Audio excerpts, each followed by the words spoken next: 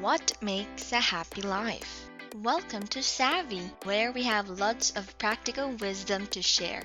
Hey, don't forget to hit that like button below, and while you're at it, subscribe and hit that notification bell for more advice here at Savvy. Let's start this video with a question. What makes a happy life? Especially as a young adult or millennial, what is your answer? Most of the youth nowadays would say fame, money, or investments without a second thought. Most young adults in the beginning of career advancements would answer financial security, romance, or good health. How would you achieve all of those? In this world, there's only one common answer: by working hard at a good job or by starting your own business and making it successful. In today's video, we're going to look at the findings of a study that prods at the question of happiness. I'm pretty sure a lot of people who are over the age of 40 can relate to the topic, and I hope the younger ones will listen. Have you ever heard of the Harvard Study of Adult Development? This study started in 1938 and is still actively carrying out tests today. So what have they been studying that long? Human happiness throughout a man's life. After rigorous tests and over 700 male participants, there are three key findings about what makes up a happy life. Number 1, stay connected. Stay happy. No, I don't mean to stay virtually connected is to stay happy.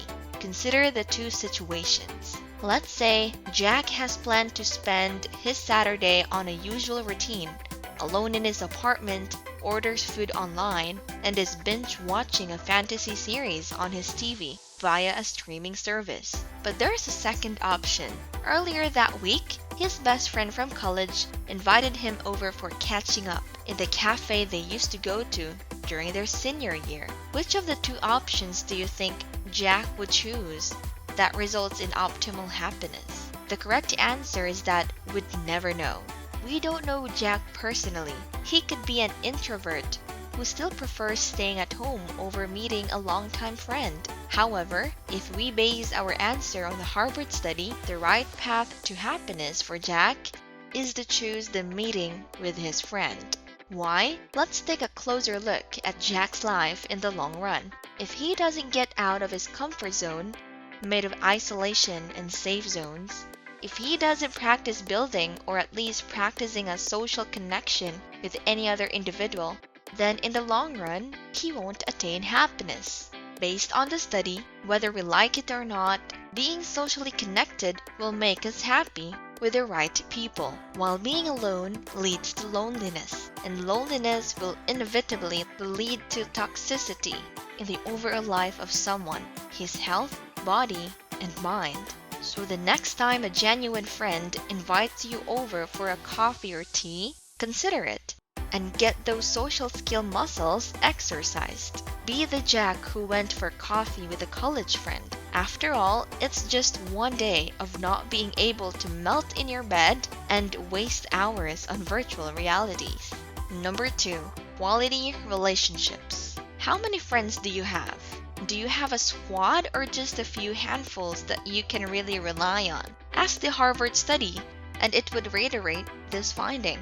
The number doesn't count. Sometimes there's also this smug opinion that having more than 10 close friends is just a popularity factor rather than a real number.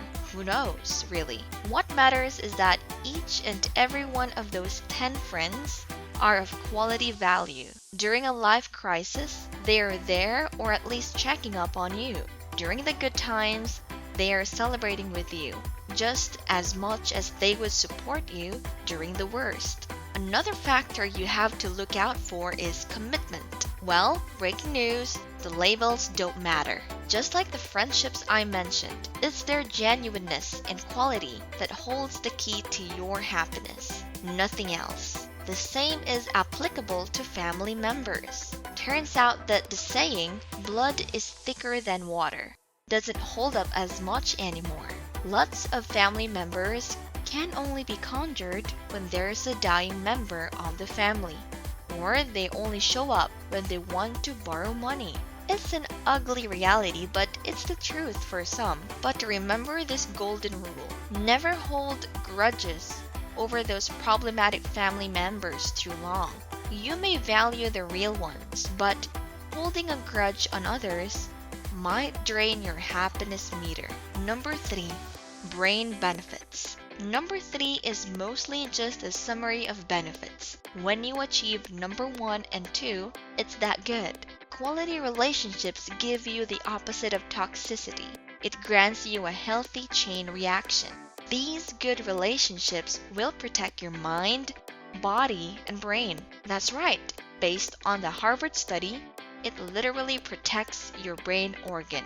Your brain will most likely stay sharp when you are happy. During the study, even the couples who do argue often but have complete trust in each other still have clear memories and vivid minds versus those who aren't arguing but have recurring doubts about each other. Doubt is a factor of loneliness after all, and it feeds off your actual brain, making you forgetful. To simplify, take a look at this chain. Trust and healthy reliance leads to good and quality relationships, which leads to a sharp mind. Pretty simple, right? The hard part is only on building trust and reliance, but from there, it's smooth as long as you know how to keep and nurture it. More than the 3 findings, there is an ultimate one, a reminder for where we should invest our time, according to the current director of the Harvard study, Robert Waldinger. A happy and healthy life. And I'm not just talking about the fleeting kind of happiness. It's the kind that would mark and follow your life when you reach your 80s, or when you are blessed with a century, is when you have relationships. You can work on identifying them as quality or good as you go through life. But start with having at least one relationship, then go from there. Now let me ask you again the first question I gave at the beginning of this video. What makes a happy life? Are your answers still the same? Comment down below and see just how much other people's answers differ. Will you be hitting this list of wisdom as the longest study of adult life with 75 years until the current date to boast, with over 700 men, their children, and their wisdom and life experiences as basis and evidence? I think there's more to gain than lose to hit this list and start your happiness journey now, one relationship at a time. Well, that is enough practical wisdom for today. Don't forget to give us a thumbs up below. We will be posting 4 to 5 videos per week. So click that subscribe button and that notification bell to be notified of our new videos weekly. Thanks everyone, and see you in the next video. Ciao ciao!